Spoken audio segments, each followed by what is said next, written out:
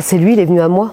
En fait, quand j'ai perdu ma sœur, j'étais dans une grosse souffrance et à un moment donné, je ne sais pas pourquoi, j'ai dit Jésus, aide-moi. C'est incroyable. Prends ton temps. Prends ton temps. C'est incroyable ce qui s'est passé. Prends ton temps, oui. Je dirais que c'était un sentiment un peu diffus de curiosité, comme un appel irrésistible finalement. Il passe son temps à les appeler. Ah, c'est clair, il frappe. Comme il dit dans l'Apocalypse, sto adotio et pulso, je me tiens à la porte et je toque.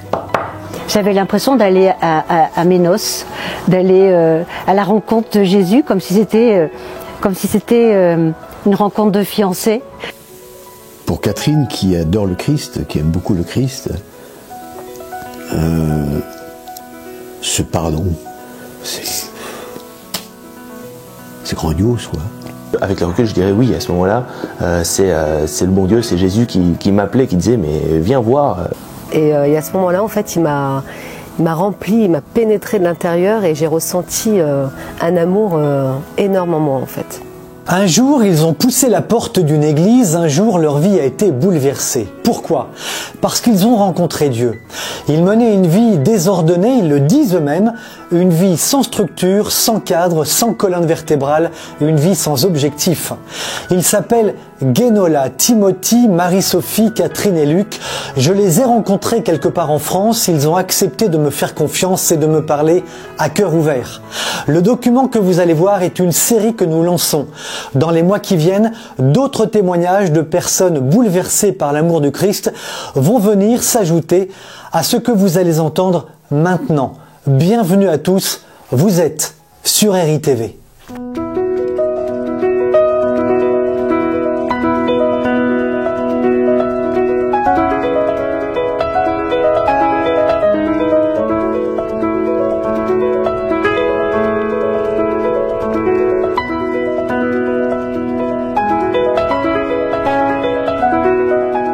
Comme la nature change avec les mois, au fil du temps, comme elle semble disparaître ou s'isoler pour mieux reparaître au beau jour, le cœur traverse lui aussi des hivers, pour mieux refleurir aux plus belles saisons. Un jour, parce que les écueils sont nombreux, parce qu'il traverse une épreuve, un cœur décide de s'ouvrir, alors Dieu décide d'y entrer.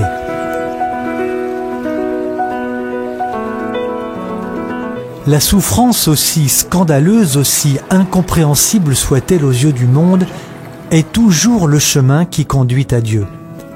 Pour obtenir le premier témoignage qui le confirme, je suis descendu de Bretagne, j'ai longé les Alpes et je me suis rendu dans le midi de la France.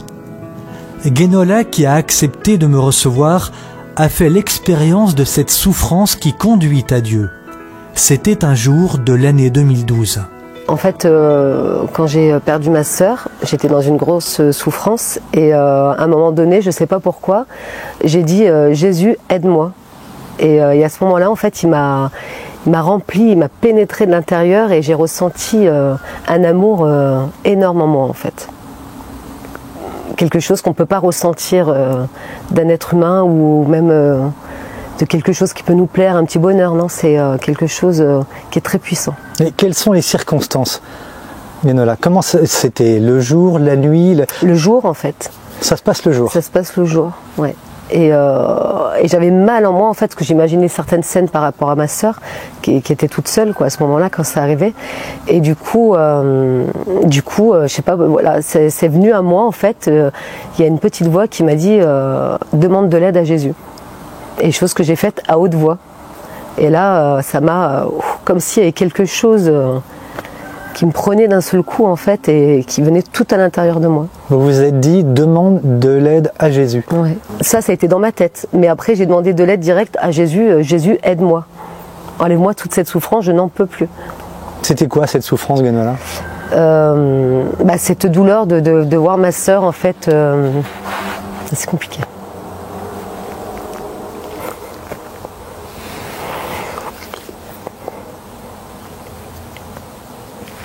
Agoniser toute seule, en fait. Mourir comme ça, sans avoir des personnes qu'on aime autour de soi, quoi. Donc c'était dur de me dire que j'avais pas été là pour elle et que j'ai pas pu lui enlever en fait ses souffrances. Donc c'était dur en fait, comme si je ressentais sa souffrance en moi, qui me prenait entièrement en fait. Donc je n'arrivais plus à respirer quand je pensais à tout ça. Donc ça me prenait tout mon être. C'était compliqué.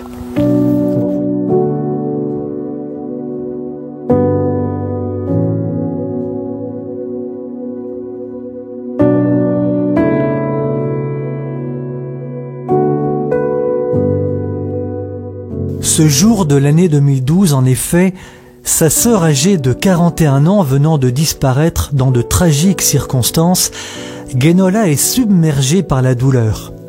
Personne ne pouvant la soulager, elle se lance instinctivement dans un appel au secours, dans un appel à Dieu.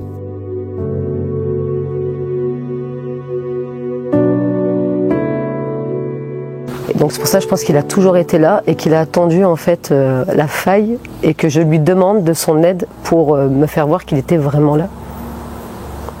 Et je pense que j'ai eu aussi une grâce formidable en fait ce jour-là.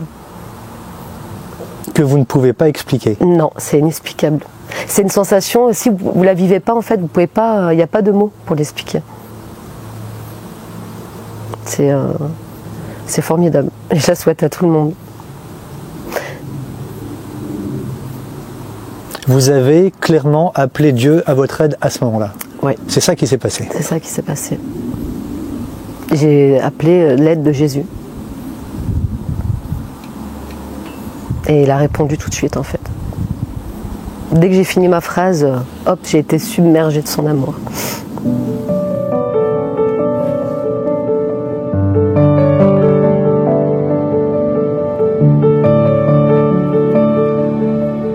Il y a 4 ans, le monde est comme stoppé, bouleversé dans son quotidien par la crise du Covid. Il y a des drames, il y a des interrogations aussi. Timothy Collet est envahi par un désir qu'il ne parvient pas alors à comprendre. Il décide de pousser la porte d'une église et d'assister à la Sainte Messe. Timothy Collet, bonjour, vous avez 20 ans, vous êtes étudiant à l'école des Ponts et Chaussées dans la région parisienne. Vous m'avez raconté qu'un jour, une envie irrésistible vous pousse à pousser la porte d'une église pour assister à la messe. Nous sommes un dimanche de Pâques. Que se passe-t-il ce jour-là, Timothy, dans votre esprit ? Eh bien, à ce moment-là, je dirais que c'était un sentiment un peu diffus de curiosité, comme un appel irrésistible finalement que je ressentais, comme si oui, l'Église à ce moment-là m'appelait, comme si je dirais oui que avec le recul, je dirais oui à ce moment-là, c'est le bon Dieu, c'est Jésus qui m'appelait, qui disait mais viens voir mais oui, à ce moment-là, c'était difficile de mettre les doigts, à vrai dire, sur de mettre des mots sur les mots, de mettre les mots sur les mots, sur la situation. Oui, voilà. Mais oui, je dirais que c'était une curiosité, un peu l'envie de répondre à une espèce d'appel irrésistible et en même temps difficile à définir. Un appel irrésistible. Mm-hmm. Ça veut dire que vous n'avez pas pu résister à ce que vous avez ressenti comme un appel, c'est ça? Mm-hmm. Oui, effectivement. Je pense que si je m'étais vraiment refusé, si je m'étais obstiné à refuser d'aller à l'église, ce jour-là, je pense que je me serais senti un peu mal. Je me serais dit tiens bizarre, j'aurais eu le sentiment de passer à côté de quelque chose. Et avec le recul, je peux dire que oui, je serais passé à côté de quelque chose.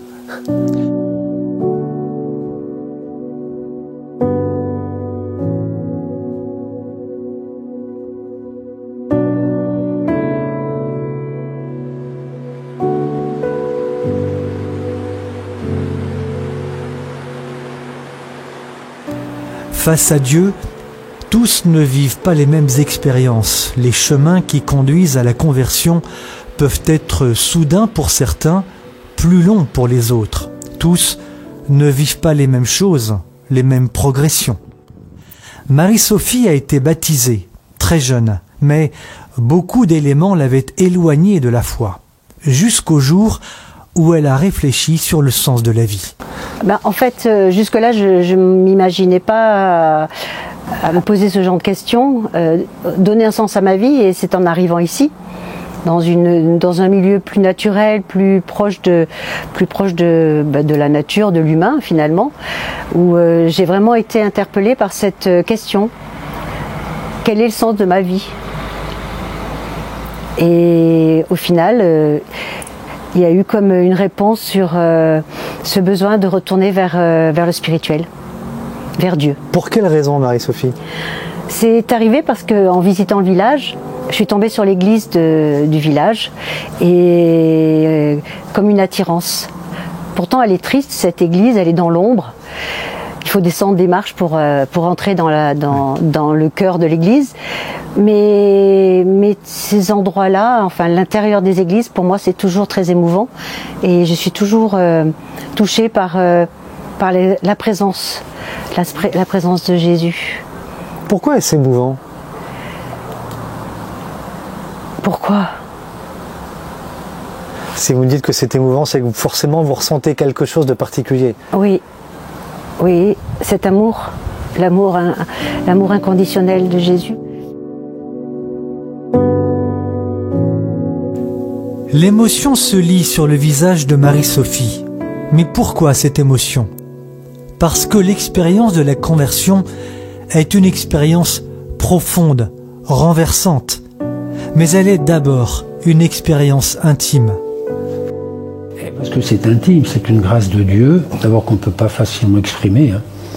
Quand vous regardez les témoignages des convertis, de toutes époques d'ailleurs, même les siècles passés, je pense les convertis du protestantisme au XVIIe, XVIIIe, arrive un moment, c'est inexprimable. Parce que comme c'est surnaturel, c'est divin, le divin, on ne peut pas humainement parlant, il n'y a pas de mots. Ça nous dépasse. Mais Dieu continue à toucher des âmes aujourd'hui, ça c'est sûr.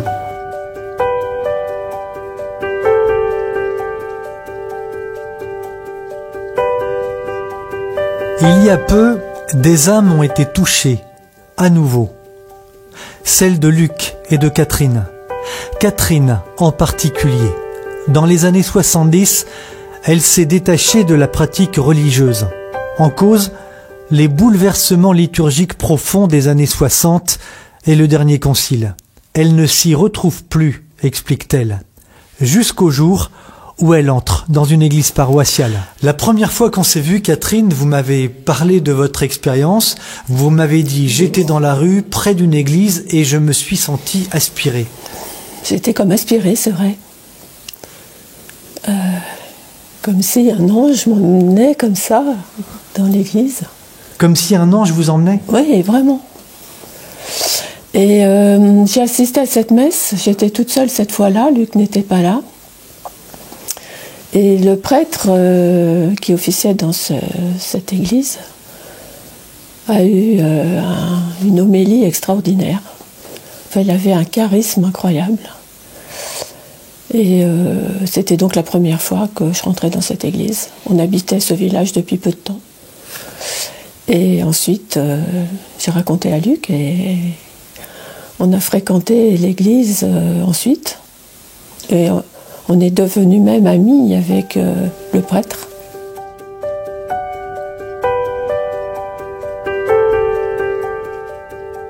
Comme Guénola Loyacono, comme bien d'autres personnes converties au catholicisme, ce qui est extraordinaire, c'est de constater ce que l'amour de Dieu opère dans les cœurs et dans les âmes de toute personne de bonne volonté. Catherine, elle, a clairement été foudroyée par l'amour du Christ. Catherine, qu'est-ce qui vous touche le plus dans la religion catholique?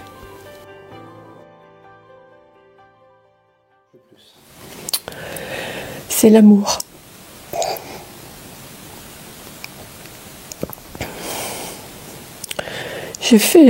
Nous avons fait, mais indépendamment l'un de l'autre bien sûr, une retraite à Gâtine. Et là j'ai... excusez-moi.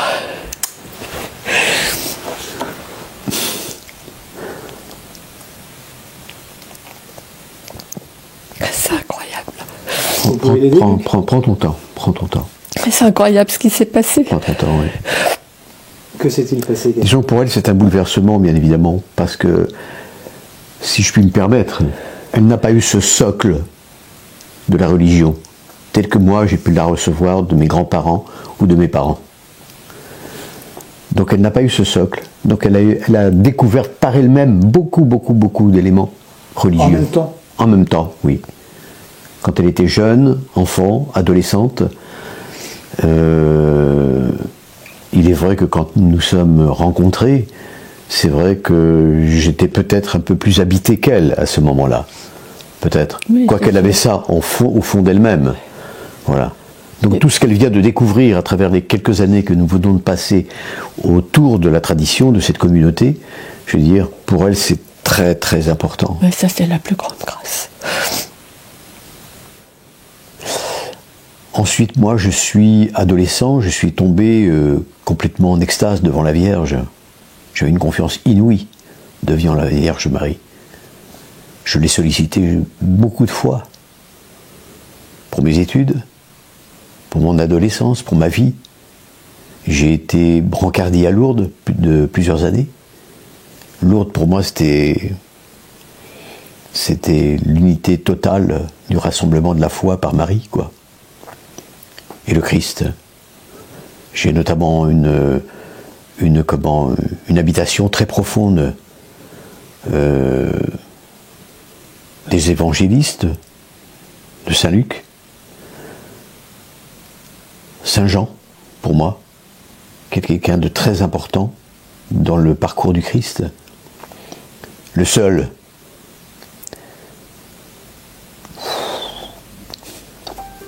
qui l'a accompagné sur la croix.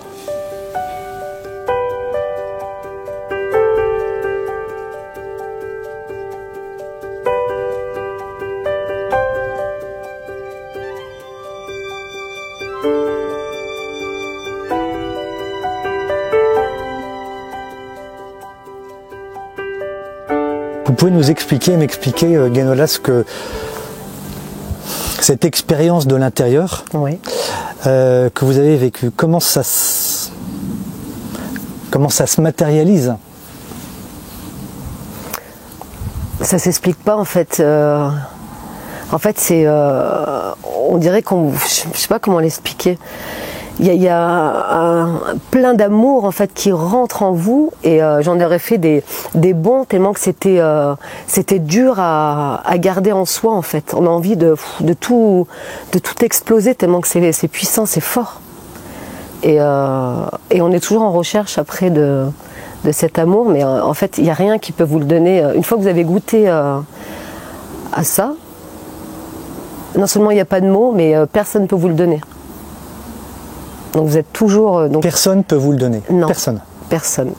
Personne dans votre entourage? Ah, personne. Aucun être humain peut donner cet amour, en fait. C'est impossible. Vous submergez comme ça... Plusieurs personnes parlent de la grâce. Par exemple, Guénola Loyacono dit « J'ai appelé Dieu à l'aide et j'ai reçu et j'ai senti une sorte de débordement d'amour intérieur. » Comment est-ce qu'on peut expliquer cela? Ah oui, c'est le mystère de la grâce de Dieu, un peu comme Saint Paul, mais c'est le meilleur exemple. Saint Paul sur son cheval qui caracole, tout fier d'aller à Damas persécuter les chrétiens, puis d'un seul coup, Jésus-Christ le met au tapis, et puis il dit « Saul, Saul, pourquoi me persécutes-tu » Alors là, Saul est stupéfait. Il ne revient pas. Il en perd la vue, il en perd l'appétit, c'est ça. C'est l'irruption de Dieu, du surnaturel, dans la nature. Et c'est ça dont on ne veut pas aujourd'hui. C'est tout ce grand péché naturaliste. Nous voulons sauver l'homme et la société, les sociétés, la famille, l'État, les écoles, sans Dieu. Mais c'est pas possible. Depuis le péché originel, la nature, d'abord, elle n'a jamais pu se suffire elle-même. Il faut la grâce de Dieu. Alors ces quelques convertis qu'il y a sont des signaux pour nous, pour dire mais Dieu existe, il agit encore, il sauve les âmes. Il faut nous rappeler une phrase de Saint Paul qui est très belle. Hein. Deus vult omnes homines salvus fieri. Dieu veut que tous les hommes soient sauvés. Et qu'est-ce qu'il fait? Il passe son temps à les appeler. Cet appel irrésistible que vous avez ressenti, c'est quoi? C'est de l'ordre du hasard ou c'est de l'ordre de la grâce? Oui, c'est clairement de l'ordre de la grâce. C'est cet appel oui, que j'ai ressenti ce samedi soir de Pâques. En tout cas, moi je l'ai perçu effectivement comme ça, comme un appel, comme une main tendue de Dieu qui m'appartenait de saisir.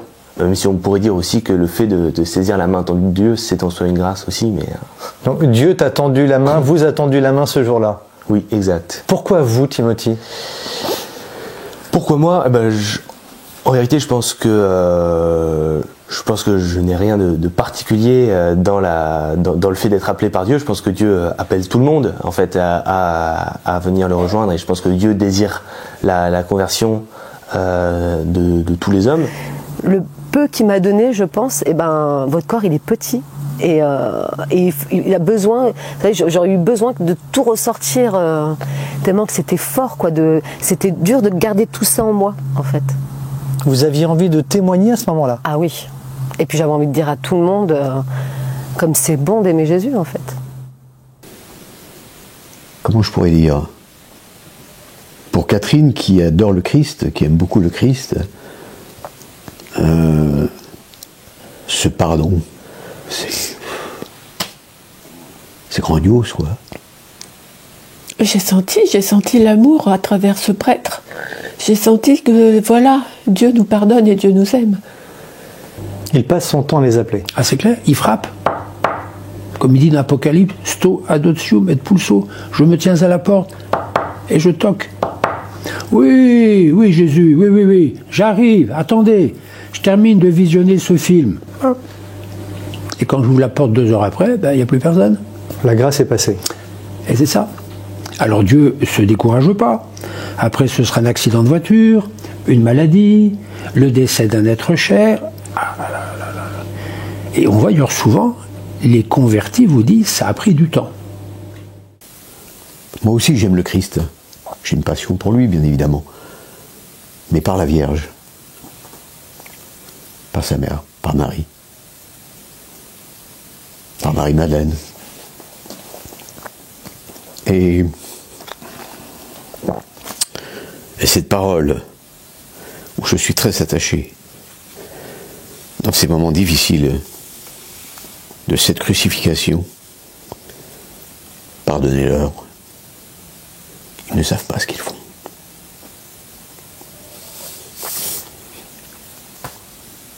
Notre foi repose beaucoup là. Qu'est-ce qui a été l'élément déclencheur pour vous amener à revenir sur ce chemin de la foi, Marie-Sophie? Donner un sens à ma vie. Redonner un sens à ma vie. Que vous aviez perdu? Oui. J'étais dans le matériel, dans la consommation, les choses éphémères, et puis un vide intérieur tellement important. Quand je suis arrivée ici, ça a été comme une révélation. C'était évident que ma vie n'avait pas de sens.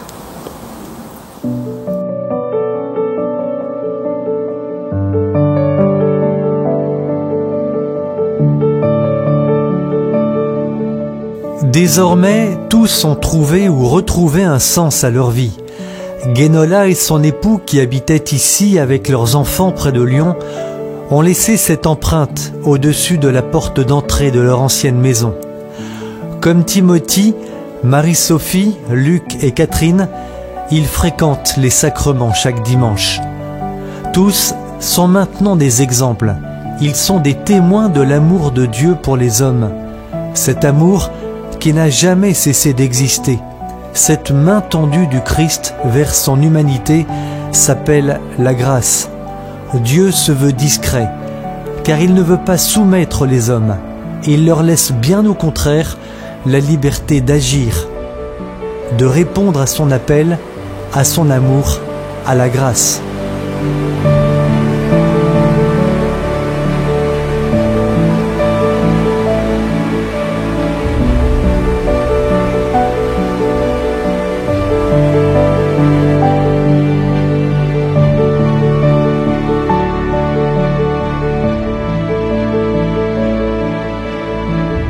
Il appartient à chacun d'ouvrir son cœur pour que Dieu pénètre les âmes.